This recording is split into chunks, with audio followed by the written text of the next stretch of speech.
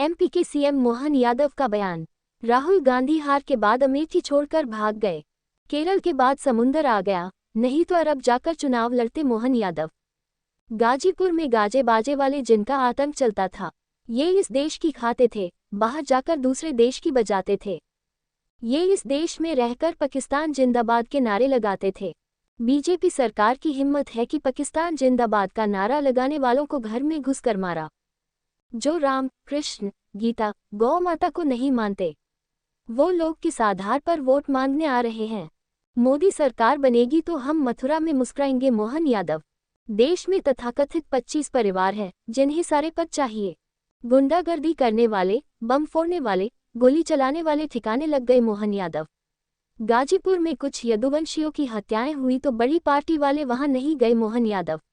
जिन्होंने हत्याएं की उनकी कब्र पर फूल चढ़ाने जरूर गए।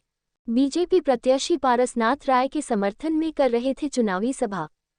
जंगीपुर क्षेत्र के शेखपुर में गांव में हुई एमपी के सीएम मोहन यादव की सभा।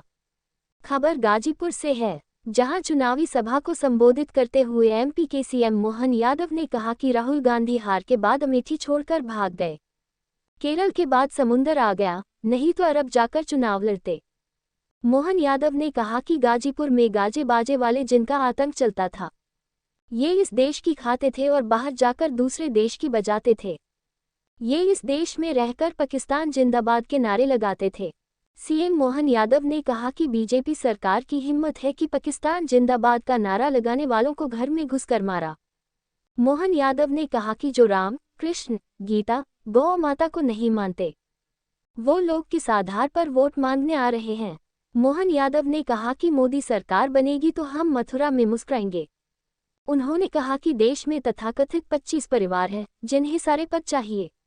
मोहन यादव ने कहा कि गुंडागर्दी करने वाले, बम फोड़ने वाले, गोली चलाने वाले ठिकाने लग गए। मोहन यादव ने कहा कि गाजीपुर में कुछ यदुवंशियों की हत्याएं हुई तो बड़ी पार्टी वाले वहां नहीं गए, लेकिन जिन्होंने हत्याएं की उनकी कब्र पर फूल चढ़ाने जरूर गए। एमपी के सीएम मोहन यादव बीजेपी प्रत्याशी पारसनाथ राय के समर्थन में चुनावी सभा को संबोधित कर रहे थे। गाजीपुर के जंगीपुर इंटरव्यू ले रही आज तक, और वो इंटरव्यू में क्या कह रही, बहुत अच्छी बात कह रही।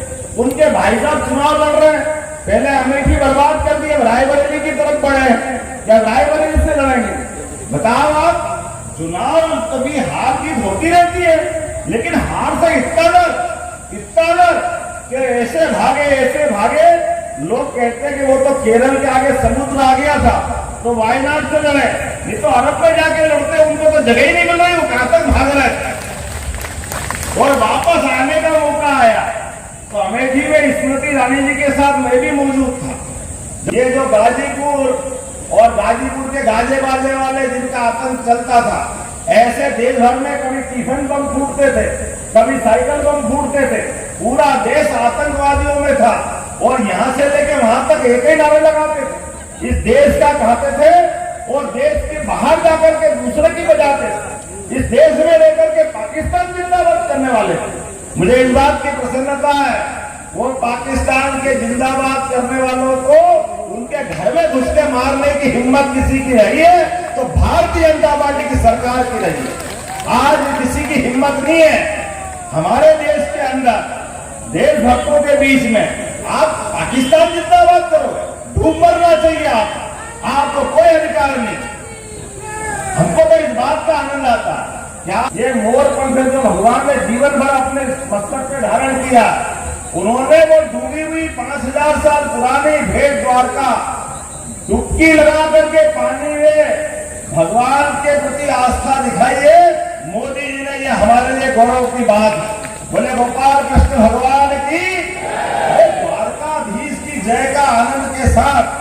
द्वारका का जो उस समय का गौरव था, ये वो लोग हैं जो भगवान राम पे प्रश्न उठाते हैं, ये वो लोग हैं जो भगवान कृष्ण में प्रश्न उठाते हैं। ये ना कृष्ण को मानते, ना भगवान राम को मानते, ना गीता को मानते, ना ये गोमाता को मानते, लेकिन वोट मांगने हमारे बीच में आते।